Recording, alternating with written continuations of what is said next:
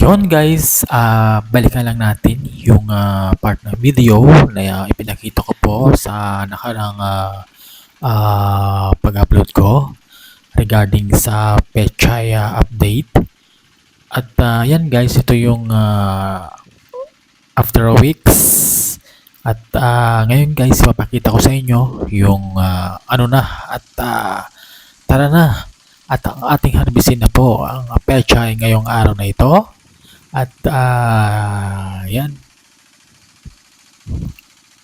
Ito na, pasok. Yan na guys, ito na. At nagsisimula na po mag-harvest yung kapatid ko ngayon. Yan. So yung pag-harvest niya lang, hinihila niya lang ng ganyan at itaktak lang ng konti yung lupa sa pinakapuno. Yan, ganyan. At yan after a month.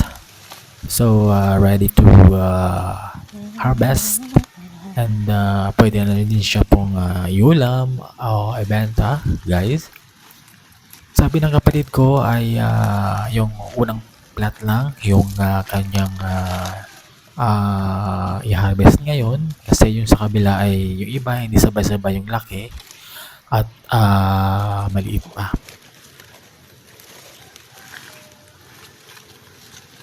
So yan, sabi nga nila kapag may itinanim, merong aanihin yan guys. Kaya Hindi nga. guys, yan, yung sa may mga sobrang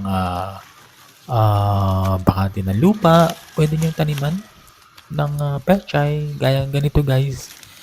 So malilibang po kayo at after a month, pwede na tayong meron tayong aanihin at may ulam.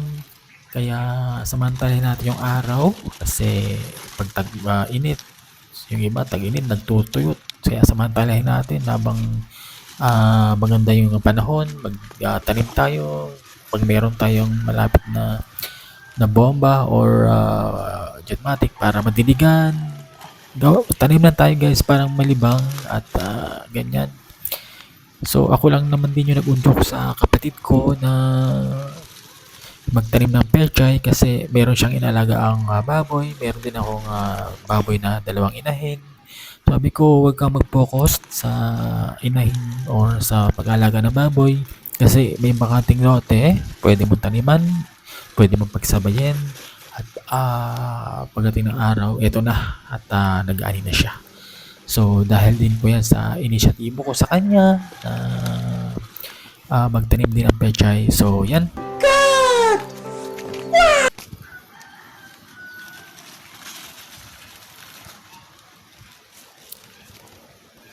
Sabi ko sa kanya mag video siya, ipasa niya sa akin kasi kung mapansin nyo guys, hindi mo na ako makakapag-drone.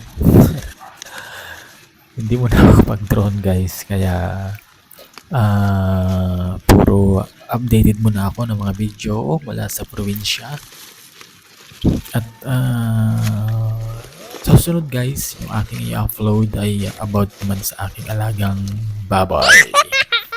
So, yan. Yun lang guys ang masishare ko sa inyo ngayong araw na ito. Yung pag-harvest po ng pechay. At guys, huwag mong kalimutan mag-like at mag-comment.